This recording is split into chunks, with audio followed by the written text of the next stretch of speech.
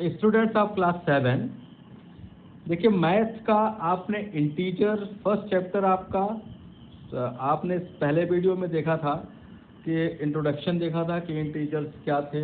उसमें हमने बताया था कि नेचुरल नंबर क्या है, होल नंबर क्या है और इंटीजर्स क्या है या इंटीजर्स की आवश्यकता क्यों पड़ी।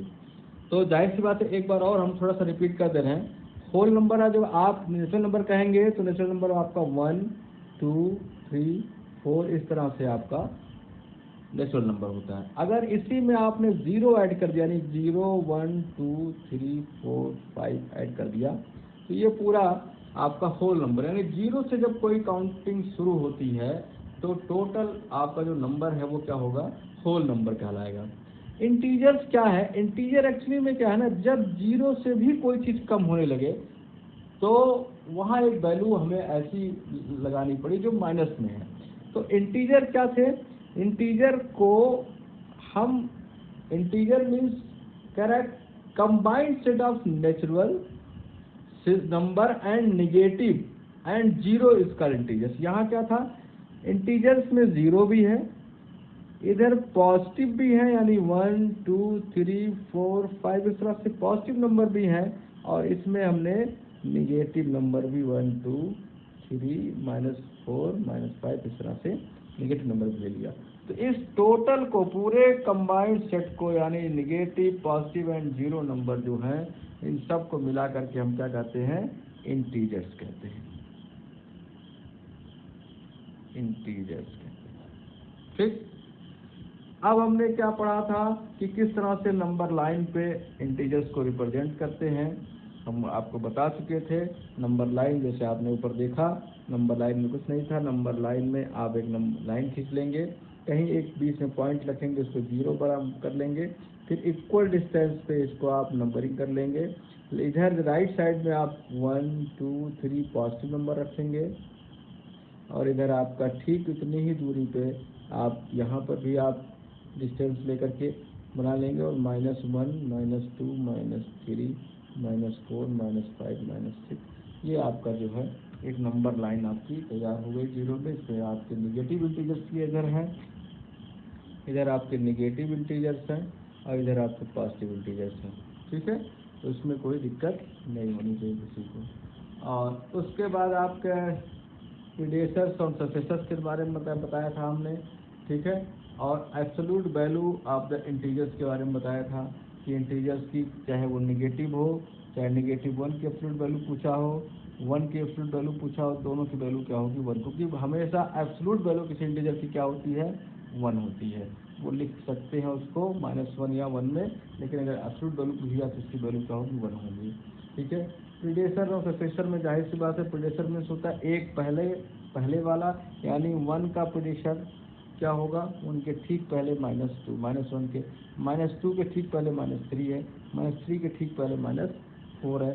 इसमें क्या करेंगे हम, अगर ठीक पहले आपको निकालना है तो आप 1 माइनस कर देंगे, और अगर ठीक बाद का यानी सक्सेसर निकालना है तो उसमें आप ऐड कर देंगे। ये सारी चीज़ें आप पढ़ चुके थे, और इस पर आपने एक एक्सरसाइज भी सॉल्व कर रखी है। आज जो हम पढ़ेंगे आज addition and subtraction of integers. आज हम इंटीजर्स का एडिशन और सब्ट्रैक्शन पढ़ेंगे। तो आप आज से नहीं, बहुत समय से आप पढ़ते आ रहे हैं, एडिशन सब्ट्रैक्शन बहुत मुश्किल चीज़ नहीं है, पर इसको थोड़ा सा इसमें देखेंगे, टेक्निकल चीज़ें हैं, तो थोड़ा सा आप इसको अगर दिमाग लाएंगे बहुत आसानी से आपको चीज़ समझ में आएगी।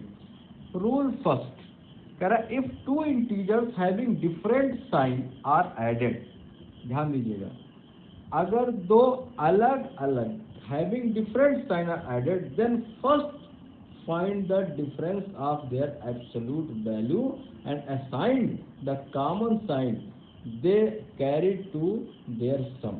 कह रहा if 2 integers having different sign, अगर 2 integers आपके पास हैं, सॉरी, हैविंग डिफरेंट की जगह आप यहाँ सेम लिख लीजिए, पहले रूल में सेम है।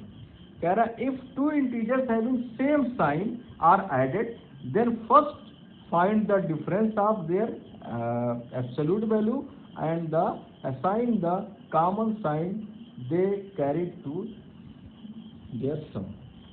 अब इसके लिए एक एग्जाम्पल देख लीजिए, -4 प्लस -6 है, यहाँ -10 हो गया, +5 + 7 है, +12 हो गया। इसको यहाँ पे अब बढ़िया से आपको समझ लीजिए क्या कहना चाह रहा है। एक्चुअली कह रहा अगर मान लिया आपके पास दो इंटीजर दिए हैं सेम साइन के, मान लिया -6 दिया है और एक -4 दिया, ठीक है, और इसका क्या करना है, इसका ऐड करना है, क्योंकि आप पढ़ क्या रहे हैं, एडिशन। तो कह रहा अगर दो नंबर आपके दो इंटीजर्स दिए हुए हैं और दोनों सेम साइन के इंटीजर्स हैं, तो दोनों को ऐड करने से पहले आपको करना क्या होगा, दोनों को ऐड करने से पहले इनकी एब्सोल्यूट वैल्यू को ऐड कर लेना होगा। तो एब्सोल्यूट वैल्यू -6 की एब्सोल्यूट वैल्यू क्या होगी, इससे पहले आप पढ़े थे कि किसी भी इंटीजर्स की एब्सोल्यूट वैल्यू क्या होती है, उसका पॉजिटिव इंटीजर होता है, यानी -6 की क्या हो जाएगी 6, -4 की एब्सोल्यूट वैल्यू क्या हो जाएगी 4। तो यहाँ आप देखेंगे तो 6 और +4 = क्या हो जाएगा 10, यानी इसका एब्सोल्यूट वैल्यू जब आप ऐड करेंगे तो 10 आ जाएगा। अब बात आती है कि साइन कौन से लगाएंगे, तो दोनों में कॉमन साइन ये जो है क्या है, माइनस है, यहाँ हमने माइनस साइन लगा दिया। यही है आपका फर्स्ट रूल, इसमें कोई दिक्कत। यहाँ देख लीजिए एक्सरसाइज में -4 -6 था, यहाँ -10 हो गया, यहाँ +5 + 7 था, तो 7 और 5 को हमने ऐड कर लिया, एब्सोल्यूट वैल्यू इसकी होगी 12। साइन किसके लगाएंगे, दोनों में कॉमन साइन क्या है आपका प्लस है, तो प्लस लगा दिया यहाँ पे, कोई दिक्कत, यानी फर्स्ट रूल में कोई दिक्कत नहीं। अब आइए सेकेंड रूल कह रहा if two integer having different sign are added, अगर दो डिफरेंट साइन के आपके इंटीजर्स हैं, then first find the difference of their absolute value and assign the sign of the integer having the greatest absolute value. अब कह रहा है कि अगर दोनों अलग अलग साइन लिए हुए तो सबसे पहले हम क्या करेंगे, उनकी एब्सोल्यूट वैल्यू में डिफरेंस निकाल लेंगे, यानी उसका एब्सोल्यूट वैल्यू लेकर के उनको घटा लेंगे। अब जो बचेगा, जो आएगा, उसके सामने हम उसकी साइन लगाएंगे जो उन दोनों में जो ग्रेटर होगा इसकी साइन लगी होगी। अब जैसे यहाँ एग्जाम्पल देख लीजिए, +7 -3 अलग अलग साइन है, तो हम इसको भूल जाते हैं कि प्लस माइनस है, यहाँ 7 और यहाँ 3, 7 में से 3 क्या कितना गया, माइनस हुआ तो 4 आ गया। अब साइन किसके लगाएंगे, 3 और 7 में कौन ज़्यादा ग्रेटर है, 7 ग्रेटर है, यानी 3 से 7 ग्रेटर है, तो ग्रेटर के पास कौन सा साइन है, प्लस का, तो यहाँ प्लस का साइन लग जाएगा। ठीक इसी प्रकार यहाँ देखिए -12 और +5 है, दोनों को हटा दीजिए, प्लस माइनस हटा दीजिए मन में, आपका एब्सोल्यूट वैल्यू 12 है, यहाँ एब्सोल्यूट वैल्यू 5 है, 12 में से 5 घटाइए यानी माइनस करिए तो 7 हो जाएगा। कौन सी साइन पुट होगी, तो साइन के लिए आपको करना क्या है, ये देखना है इन दोनों में ग्रेटर कौन है, 5 है कि 12, तो 12 ग्रेटर है और 12 के आगे जो साइन है वो माइनस के, यहाँ माइनस लग जाएगी। इसको आइए फिर यहाँ समझ लेते हैं अच्छे तरीके से। सपोज करिए कि एक आपके पास -8 है और दूसरा आपके पास +12, इसको ऐड करना है, ठीक है। अब जब इसको ऐड करना है तो हम क्या करेंगे, -8 की एब्सोल्यूट वैल्यू क्या होगी, -8 की एब्सोल्यूट वैल्यू अगर आप निकालेंगे तो क्या हो जाएगा, 8 हो जाएगा, और यहाँ 12 की एब्सोल्यूट वैल्यू 12 हो जाएगी, 12, ठीक। लेकिन यहाँ ध्यान देंगे ऐड कर रहे हैं, ये भी ध्यान दीजिए, ऐड यहाँ कर रहे हैं, लेकिन इसके बाद भी, ऐड करने के बाद भी यहाँ हमें डिफरेंस निकालना है दोनों का, ठीक है। क्या निकालना है, डिफरेंस। तो 12 से 8 डिफरेंस करेंगे तो क्या हो जाएगा, 12 में से 8 गया, 4 आ गया। अब 4 आ गया तो साइन क्या लगेगी, क्योंकि इन दोनों में 8 और 12 में कौन ज़्यादा है, 12 ज़्यादा है, और 12 में कौन साइन लगा है, प्लस, तो यहाँ प्लस साइन लग जाएगा। तो मुझे लगता है आप समझ में आया होगा। इसी तरीके से अगर आप इस तरह से देखें कि अगर एक मान लिया आपका -8 है और दूसरा +2 है, ठीक है, और इसका आपको ऐड करना है, तो यहाँ क्या होगा, दोनों का एब्सोल्यूट वैल्यू निकाल लीजिए, 8 और 2 दोनों को घटा लीजिए, 8 में से 2 गया 6। अब देखिए साइन किसका लगेगा, तो जाहिर सी बात है एक आपके पास 8 है और दूसरा 2 है, ग्रेटर कौन है, 8 के आगे यहाँ पे साइन कौन सी है, माइनस की, यहाँ लग जाएगा माइनस साइन, यानी इसकी वैल्यू हो जाएगी -6। तो मुझे लगता है आपको समझ में आ गया होगा ये बात। अब आइए रूल 3 पर। कह रहा है if two integers are being subtracted then change the integers to be subtract to its additive inverse and then simply add the two integers. इसमें करना क्या है, कह रहा है कि अगर आपको दो इंटीजर आपस में, दो इंटीजर्स हो, उनको घटाना हो, उनको सबट्रैक्ट करना हो, तो सबसे पहले हम क्या करेंगे, इनके जो भी आपके पास जिसको घटाना है उसका एडिटिव इनवर्स ले लेंगे। कह रहा है integers to be subtracted to its additive inverse and then simply add the, उसके बाद क्या करेंगे, हम सिंपल ऐड कर देंगे।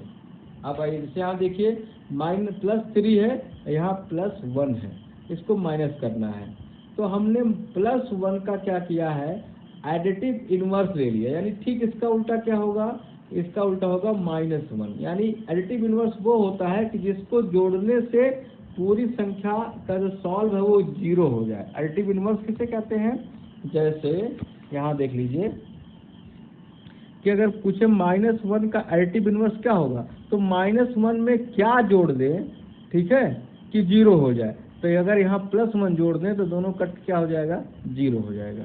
इसी तरह से जैसे वही होता है ना कि भाई प्लस और माइनस अगर आपस में बराबर संख्या में तो क्या होते हैं, वो 0 उसकी वैल्यू हो जाती है। जैसे 5 - 5, 5 पॉजिटिव है, 5 निगेटिव है, दोनों अगर आपस में घटा तो क्या हो जाएगा, 0 हो जाएगा। तो ये -5 क्या है, +5 का एडिटिव इनवर्स है। तो यहाँ हमें क्या करना है कि हमने +3 का, यहाँ हमने जो माइनस के बाद जो साइन यहाँ पे है इसका हमने एडिटिव इनवर्स ले लिया। तो अब ये +1 को हम कर सकते हैं -1 में। अब हमारा क्या क्वेश्चन बन गया, +3 और इस माइनस को हमने क्या किया, ऐड कर लिया, यानी हमको ऐड करना, कह रहा सिंपली ऐड कर दीजिए इसका एडिटिव इनवर्स करके।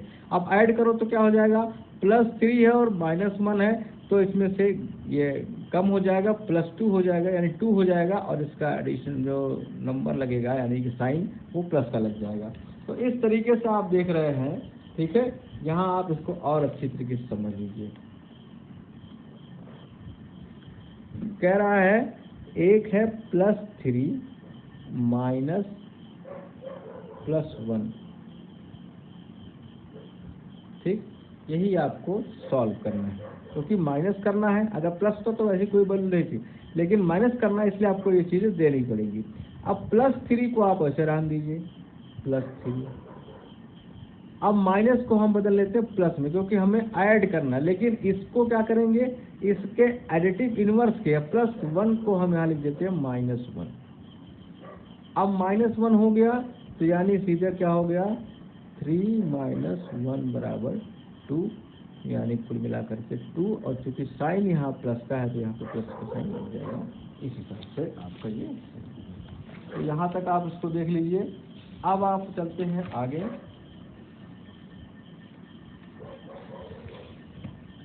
कह रहा property of addition and subtraction of integers.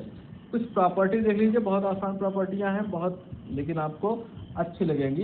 इसमें क्लोजर प्रॉपर्टी कह रहा है if it state that the sum of difference of two integers is always of integers।